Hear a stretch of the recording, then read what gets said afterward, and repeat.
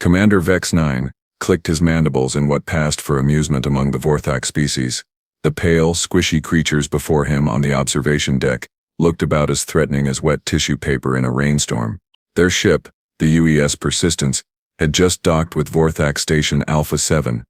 And honestly, Vex-Nine had seen more impressive specimens in a petri dish. So these are the famous humans, he muttered to his second-in-command, Lieutenant Kral 14.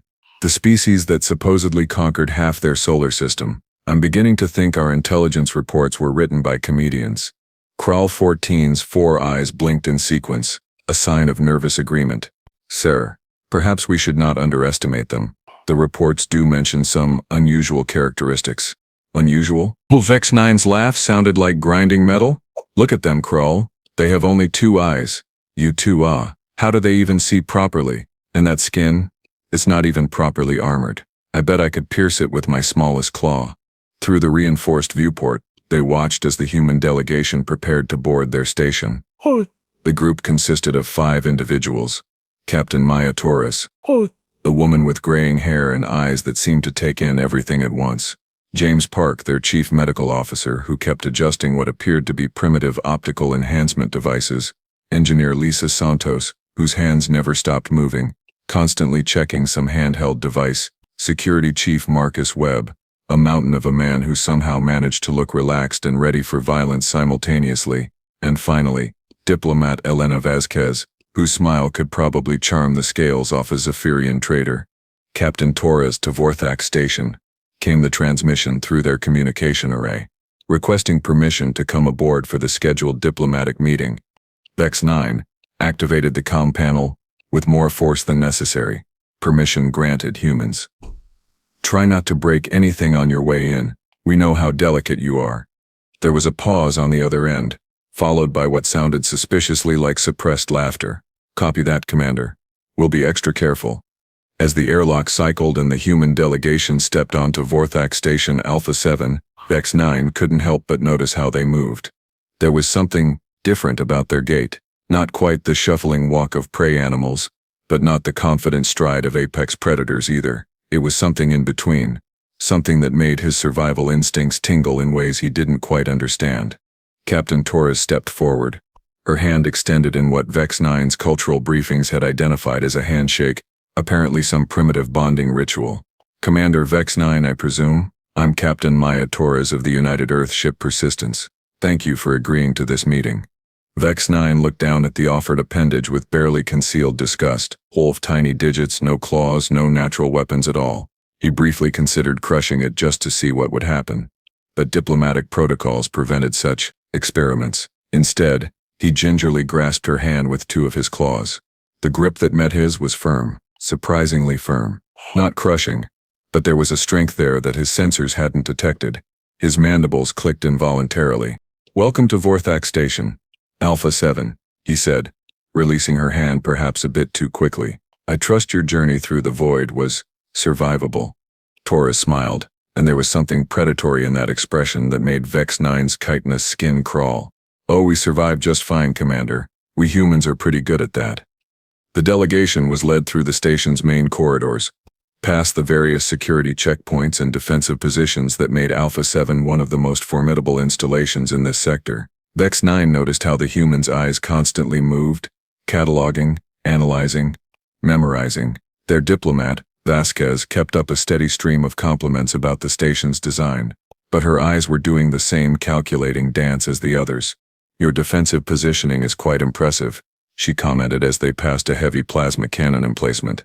Those look like Mark 7 Vorthak plasma arrays, if I'm not mistaken. Kral 14's eyes widened in alarm. How did she know their weapon classifications? Those were supposed to be classified military secrets. Vex-Nine's mandibles ground together. You seem remarkably well informed about Vorthak military hardware, Diplomat Vasquez. Oh, we make it our business to know about the technology of potential allies, she replied smoothly. After all, understanding each other is the first step toward mutual cooperation. The word allies hung in the air like a toxic cloud. The Vorthak Hegemony had never considered humanity as potential allies, more like amusing pets perhaps, or potential test subjects for their biological warfare division. They reached the main conference chamber, an imposing room with a massive table carved from a single piece of Vorthak stone. The walls displayed holographic star charts showing the extent of the Vorthak Hegemony, hundreds of systems under their control, with humanity's tiny solar system looking like an insignificant speck on the edge of civilized space. Impressive territory you control, Captain Torres observed as she took her seat. Must be challenging to maintain order across such vast distances. The Vorthak way brings stability to lesser species, Vex-Nine replied, settling his massive frame into his chair. We have found that most civilizations benefit from guidance. But Dr. Park spoke up for the first time, his voice mild and curious. Guidance? Oh. That's an interesting way to describe conquest and subjugation. The temperature in the room seemed to drop several degrees. Krell 14's hand moved instinctively toward his sidearm, but Vex-Nine held up a restraining claw. Dr. Park, isn't it? Vex-Nine's voice carried the grinding undertone that preceded Vorthak violence. Your species has an unfortunate tendency toward emotional outbursts. Perhaps you should consider your words more carefully. Park's expression didn't change, but something shifted behind his eyes. Oh, I always consider my words very carefully, Commander. I find precision in communication prevents misunderstandings. Engineer Santos, who had been quietly scanning the room with her handheld device, looked up with a bright smile. Speaking of precision, your power distribution network is fascinating. Quantum entanglement-based energy transfer, if my readings are correct. Very advanced, very vulnerable to the right kind of electromagnetic pulse. The silence that followed was deafening. Santos continued to smile cheerfully, as if she had just commented on the weather. That sounded almost like a threat, Krell 14 said, his voice pitched higher than usual. Threat? Security Chief Webb rumbled, speaking for the first time. His voice was like distant thunder. Why would we threaten our potential allies? We're just curious about Vorthak technology. The same way I'm sure you're curious about ours. Vex-Nine felt a chill run down his exoskeleton. There was something in the way Webb said curious that made it sound like the most dangerous word in the galaxy. Indeed, he managed. Perhaps we should begin with a formal exchange of information. The hegemony is always interested in learning about new species, particularly their weaknesses. Captain Torres leaned back in her chair, completely at ease despite being outnumbered 50-1 on a hostile alien station. Weaknesses? Oh, Commander, that's quite a topic. I suppose our biggest weakness is that we're just so fragile. Soft skin, no natural armor, susceptible to disease and injury. Really, it's amazing we've survived this long. Yes, Vex-Nine agreed, his confidence returning. Our biological surveys indicate that humans are remarkably fragile. Your life expectancy is pathetically short, your bodies break easily, and you require constant maintenance just to remain functional. It's true, Dr. Park chimed in, adjusting his glasses. We're terribly delicate creatures. Why? Just last week I treated a construction worker who fell off a 20-story building. Poor man broke nearly every bone in his body. Ah, Vex-Nine clicked his mandibles in satisfaction. Finally, some honesty about human limitations. Oh yes, Park continued, his tone still conversational. Massive internal injuries, severe blood loss, brain trauma, cardiac arrest. He was clinically dead for 4 minutes. A tragic loss, Vex-Nine said dismissively. Loss? Park looked confused. Oh no, he didn't die. He was back at work 3 weeks later. Humans are remarkably good at recovering from what should be fatal injuries. We have this annoying habit of refusing to die when we're supposed to. The Vorthak commander felt his certainty beginning to crack. That's impossible. Our medical assessments clearly show that humans have critical biological weaknesses. Engineer Santos looked up from her device again. Oh, we do. Tons of them. For instance, we can only survive in an incredibly narrow temperature range. Below -40 degrees Celsius, our bodies start to shut down. Above 60 degrees, we begin to cook. Exactly, Vex-Nine said, relief flooding through him. Of course, Santos continued matter-of-factly. We've built cities in both environments anyway. Humans are funny that way. Tell us something is impossible, and we take it as a personal challenge. Diplomat Vasquez smoothly took over the conversation. But enough about our many, many weaknesses. We're here to discuss potential cooperation between our species. The Vorthak Hegemony has such an impressive military presence in this sector. The mightiest in known space, Vex-Nine preened. Oh, I don't doubt it. Those battle cruisers of yours are magnificent. Twin-hulled design, quantum armor plating, antimatter torpedo arrays, very intimidating.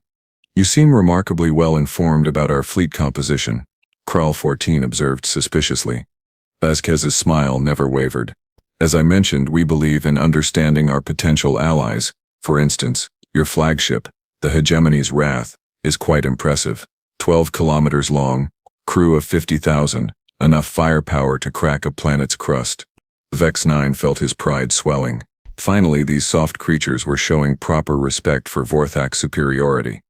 However, Vasquez continued conversationally, I couldn't help but notice that it's currently positioned directly between our ship and the system's primary star. That must create some interesting tactical considerations. What do you mean? Vex-Nine demanded. Captain Torres answered, her voice still perfectly calm. Solar radiation interference with your sensor arrays, magnetic field fluctuations affecting your targeting computers, gravitational lens effects distorting your communications. It's probably nothing. After all, who would be crazy enough to use stellar phenomena as a tactical advantage? The answer hung unspoken in the air. Humans would. Webb's low chuckle filled the sudden silence. Course. That's assuming anyone was planning something tactical, which we're not. We're diplomats after all. The way he said, diplomats made it sound like the most terrifying profession in the universe. Vex-Nine activated his internal communication system, sending a coded message to his fleet commanders to adjust their positions immediately. He wasn't sure why, but every instinct he possessed was screaming that these soft, fragile humans were far more dangerous than they appeared. Perhaps, he said carefully, we should discuss the specific terms of any potential alliance. Absolutely, Torres agreed. Though I should probably mention that we've brought along some samples of human technology as a gesture of good faith. Nothing too impressive, of course. Just some basic survival equipment. Dr. Park reached into his bag and pulled out what looked like a simple medical kit. This is a standard human emergency medical package. Basic stuff, really. Antiseptics, bandages, some simple surgical tools. He opened the kit, revealing contents that made Kral 14's mandibles clack nervously. Among the expected items were several devices that looked suspiciously like weapons. This little device, Park continued, holding up something that resembled a metallic pen, is a bone saw. Cuts through most organic materials, like butter. And this, he indicated a small cylinder, is a neural stimulator. Keeps patients conscious during procedures that would normally require sedation. Conscious. Vex-Nine's voice cracked slightly. Oh yes, humans prefer to stay awake during medical procedures. We find unconsciousness limiting. Plus there's something to be said for being aware of exactly what's happening to your body even when it's being taken apart and put back together. Engineer Santos was nodding enthusiastically. Same principle applies to our machinery. We build everything to be maintainable under the worst possible conditions. This little scanner here, she held up her ever-present device, can analyze and replicate most technology it encounters. Very handy when you're stranded on alien worlds with limited resources. Replicate, Kral 14 squeaked. Oh yes, given enough raw materials we can manufacture almost anything. Weapons, tools, vehicles, even starships if necessary. Humans are very good at making do with whatever's available. Vex-Nine felt his worldview beginning to crumble. These weren't the weak, harmless creatures their intelligence reports had described. These were something far more terrifying. Survivors. Tell me, he said slowly, exactly how many worlds has humanity colonized? Diplomat Vasquez consulted a small tablet. Not that many. Only about 300 settled worlds plus another 1,000 research stations, mining operations, and strategic outposts. 300? Vex-Nine's voice was barely a whisper. Well, that's just in our home galaxy. We've sent colony ships to Andromeda, the Large and Small Magellanic Clouds, and a few others. Space is so vast and humans get bored easily. Captain Torres stood up, and somehow the simple action seemed ominous. Commander, I think there might be some fundamental misunderstandings about humanity that need to be cleared up. You see, your intelligence reports focused on our biological limitations, but they missed the most important aspect of human nature, which is, Torres's smile was absolutely terrifying. We don't let little things like impossibility, death, or the laws of physics stop us from doing what we want to do. The lights in the conference room flickered, and Vex-Nine realized with growing horror that the power fluctuations weren't accidental. Somehow, These 5 humans had already begun analyzing and potentially compromising his station's systems. "I think," he said carefully, "that perhaps we should adjourn this meeting to allow for further consideration of mutual cooperation."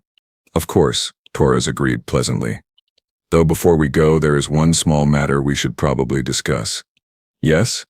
"Your fleet's current position around our ship could be interpreted as a hostile act. Now, I'm sure that wasn't your intention, but humans have this unfortunate tendency to react unpredictably when they feel threatened." Webb cracked his knuckles, a sound like breaking bones, very unpredictably. Vex-Nine's internal communications were suddenly filled with panicked reports from his fleet commanders.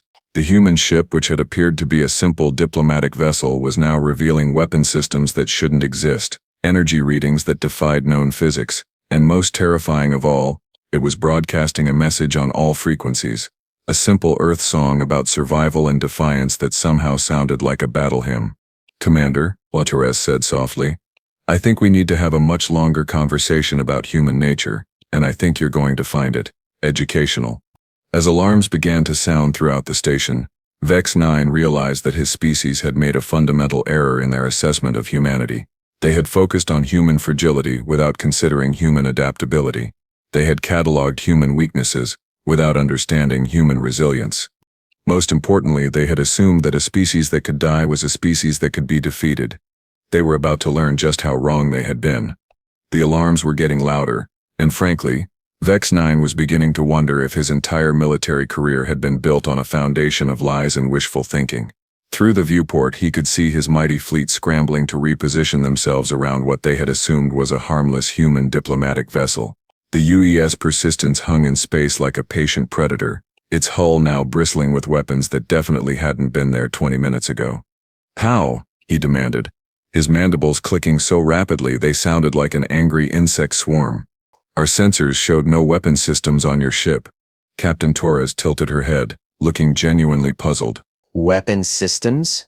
"Oh, you mean our defensive modifications?" "Oh, "Commander, you didn't ask about those defensive modifications?" Lieutenant Krall 14's voice hit a pitch that would have been impressive in a soprano.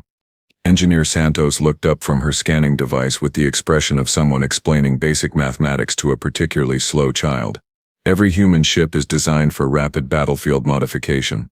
Standard procedure when entering potentially hostile space. Takes about 15 minutes to convert a diplomatic vessel into a warship, assuming you know what you're doing." 15 minutes? Vex-Nine felt his worldview cracking like cheap armor plating. "Well, 12 if you're in a hurry," Dr. Park added helpfully. "We humans have this saying, hope for the best, prepare for the worst. It served us well throughout our expansion across the galaxy." Security Chief Webb was studying the tactical displays on the wall with the casual interest of someone browsing a menu. "Lease fleet positioning, by the way. Classic encirclement pattern. We use similar formations when hunting Krillian void predators in the Outer Rim." "You hunt void predators?" Krall 14 whispered. Void predators were massive space-dwelling creatures that even the Vorthak avoided. They were essentially living battleships with teeth. "Hunt them, study them, occasionally tame them." Webb shrugged. "Turns out they make decent pets if you raise them from eggs.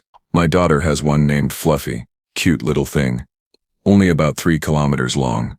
The mental image of a human child playing with a creature that could devour starships was enough to make Vex-Nine's exoskeleton start shedding stress hormones. "But let's get back to the matter at hand," Diplomat Vasquez said smoothly, as if they were discussing trade agreements instead of the potential destruction of his entire fleet. "Commander, I think there's been a fundamental misunderstanding about human capabilities." "Clearly," Vex-Nine managed. "You see, your intelligence reports focused on our biological limitations, but they completely missed our technological and psychological adaptations.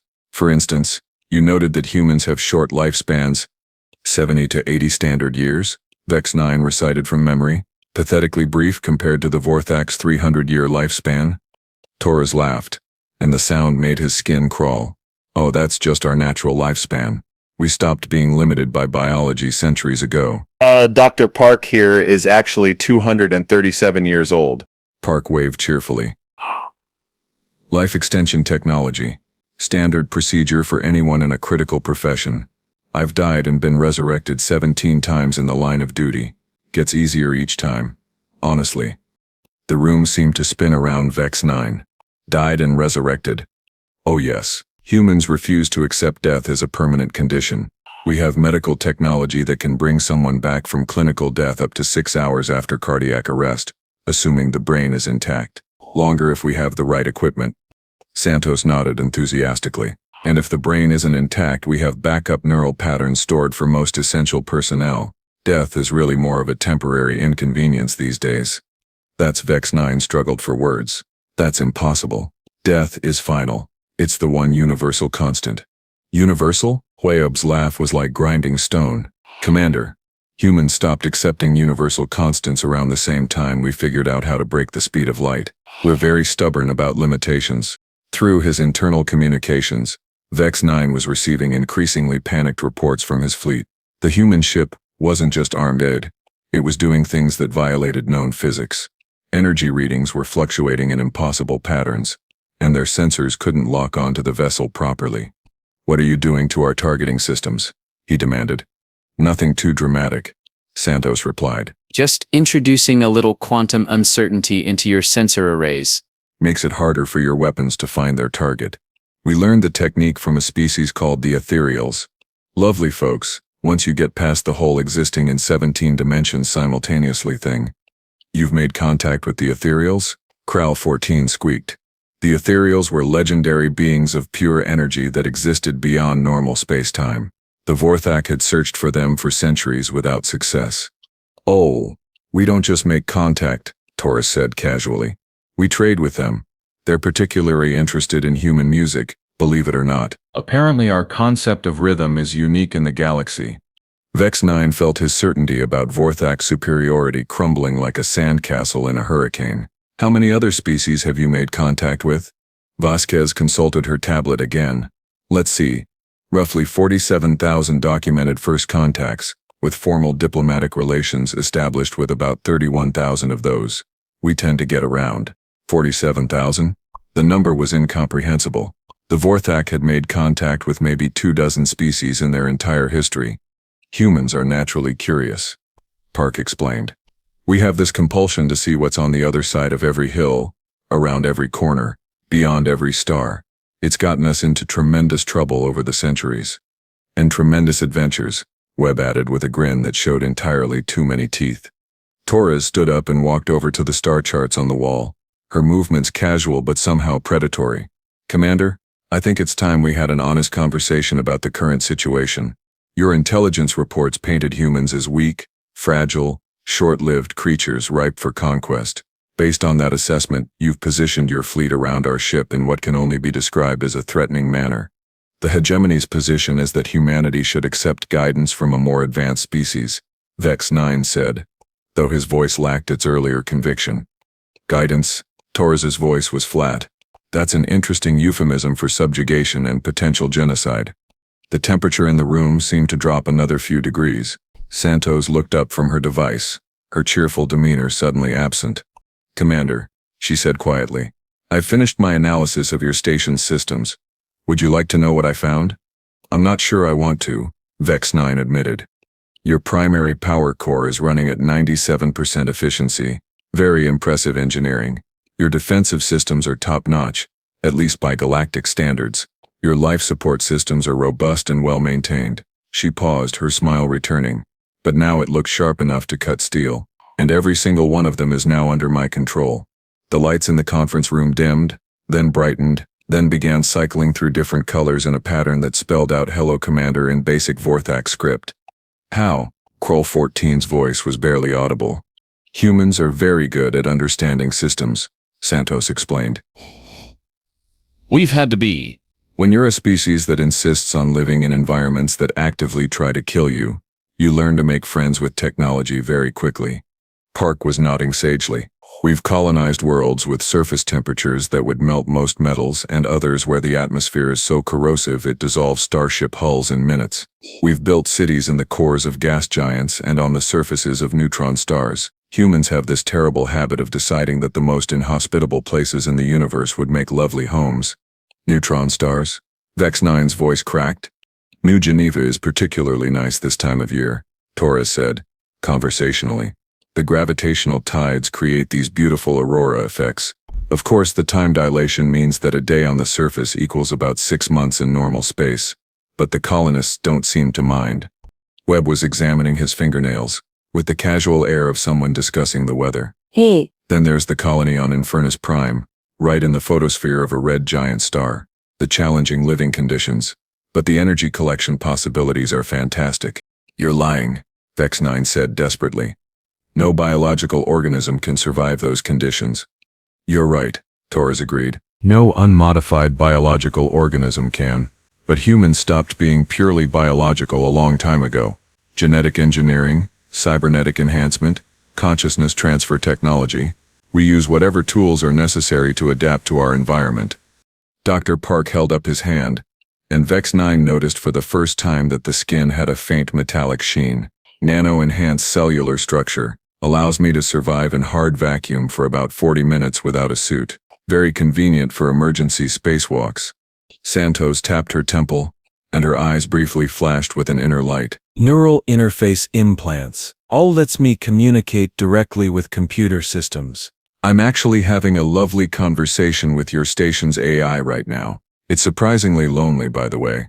You should talk to it more often. The implications were staggering. These weren't just technologically advanced beings. They were something beyond his understanding of biology and physics. What are you? Vex-Nine whispered. We're humans, Torres said simply. We're the species that looked at the impossibility of survival in a hostile universe and decided to take it personally. We're the children of a world that tried to kill us with ice ages, supervolcanic eruptions, asteroid impacts, and countless other catastrophes, and we not only survived but thrived. Vasquez leaned forward, her diplomatic mask slipping to reveal something predatory underneath. We're the species that conquered death, mastered time, and turned the laws of physics into suggestions. We're the children of explorers who looked at an infinite universe full of wonders and horrors and said, let's see what's out there. And, Webb added with quiet menace, we're the species that really doesn't like bullies. Through the viewport, Vex-Nine could see his fleet continuing to maneuver around the human ship, but now their movements looked less like a predator circling prey, and more like confused animals trying to understand a threat they couldn't comprehend. Your hegemony has built an empire on the subjugation of weaker species, Torres continued, her voice carrying the weight of absolute certainty. You've convinced yourselves that might makes right, that the strong should rule the weak. It's a philosophy we've encountered before. And, Vex-Nine asked, though he was afraid to hear the answer. And we've made it our mission to prove that philosophy wrong, repeatedly, with extreme prejudice. Santos's device chimed cheerfully, and she glanced at it with satisfaction. Oh good. The fleet modifications are complete. Captain, we now have full tactical control of 17 Vorthak battlecruisers, 32 destroyers, and 47 support vessels. Impossible, Kral 14 gasped. There's that word again. Park sighed. Commander, how many times do we have to explain this? Humans don't believe in impossible. We believe in temporarily challenging and interesting engineering problems. Torres walked back to the table and sat down, her casual movement somehow more intimidating than any threat. Commander Vex-Nine, you have two choices. The first is to continue believing that humanity is weak and fragile, in which case you'll discover just how creatively we can demonstrate our fragility. I should mention that human weapons technology tends to be somewhat excessive. Excessive how? Vex-Nine asked, though he immediately regretted the question. Webb grinned, and every survival instinct Vex-Nine possessed screamed in terror. Well, there's the stellar converter, which turns stars into weapons. The reality bomb, which deletes matter from existence. The time cascade, which ages targets to death in seconds. And my personal favorite, the empathy engine. What does that do? It makes you understand on a visceral level exactly how much pain you've caused other sentient beings throughout your life. Most tyrants don't survive the experience. The silence that followed was deafening. Vex-Nine felt his entire worldview, his species' sense of superiority, and his understanding of the universe collapsing around him. What's the second choice? He managed. Torres' smile was warm, genuine, and somehow more terrifying than all the weapons Webb had described. The second choice is to accept that humanity isn't weak or fragile. We're adaptive. We're not short-lived. We're renewable. We're not easy to conquer. We're impossible to defeat because we refuse to stay defeated. She stood up again, and this time her movement carried the weight of absolute authority. We're offering the Vorthak Hegemony the chance to learn from us, to understand that true strength doesn't come from conquering the weak, but from protecting them, to discover that the universe is vast and wonderful, and full of opportunities for cooperation instead of domination. And if we refuse, Krull 14 asked, then you'll discover why every species that has ever tried to eliminate humanity has ended up either extinct or begging for mercy. Webb said matter-of-factly. We're very creative when it comes to survival. Vex-Nine looked around the conference room, at these 5 impossible beings who had casually dismantled everything he thought he knew about power and survival. His fleet was compromised, his station was under their control, and his species' entire philosophy had been revealed as the delusion of bullies who had never encountered real strength. What do you want from us? He asked finally. Nothing, Taurus said simply. We want to give you something, the chance to be better than you are. The opportunity to join the community of civilized species instead of preying on them. The possibility of friendship instead of fear. Dr. Park pulled out another device from his medical kit, this one looking suspiciously like a weapon. Of course, if you'd prefer the traditional Vorthak approach of conquest and subjugation, we're prepared for that too. Humans are remarkably good at war, considering how much we claim to hate it. We've had a lot of practice, Santos added cheerfully, her fingers dancing over her scanning device in patterns that made Vex-Nine's tactical systems scream warnings about incoming attacks that never materialized. Vasquez consulted her tablet one more time. Commander, you have approximately 30 seconds to make your choice. After that, my government's patience with the Vorthak Hegemony's aggressive posture will be exhausted, and will be forced to take corrective action. 30 seconds? Vex-Nine's voice cracked. Don't worry, Taurus said gently. Humans are very good at making quick decisions under pressure. It's another survival trait we picked up along the way. Outside the viewport, Vex-Nine could see his fleet's weapons powering down as their systems fell under human control. The UES Persistence hung in space like a patient teacher, waiting for its students to learn the lesson. The lesson was simple. Humanity had looked at a universe full of predators and decided to become something worse. They had faced extinction and chosen adaptation. They had encountered death and made it temporary. They had been called weak and proven that weakness was just another word for not trying hard enough. Vex-Nine began, then stopped. The weight of his species' future pressed down on him like a collapsing star. Choose quickly, Commander, Webb said softly. The universe is a big place, and we have a lot more species to visit. Some of them are probably making the same mistakes you've been making. Vex-Nine closed his eyes, said a prayer to whatever gods protected foolish military commanders, and made the only choice that didn't end with the extinction of his species. The Vorthak Hegemony accepts your offer of cooperation. The relief in the room was palpable, though Vex-Nine suspected it was mostly his own. Excellent choice, Taurus beamed, and for the first time since the meeting began, her smile looked genuinely friendly instead of terrifying. Welcome to the Galactic community, Commander. I think you're going to find it much more interesting than Conquest. As the alarms finally fell silent and his fleet powered down their weapons, Vex-Nine realized that his species had just learned the most important lesson in the universe. Sometimes the most dangerous predators are the ones that look like prey, and humanity with their soft skin and short lives and fragile bodies were the most dangerous predators the galaxy had ever seen. Because they had learned to survive everything the universe could throw at them, including death itself.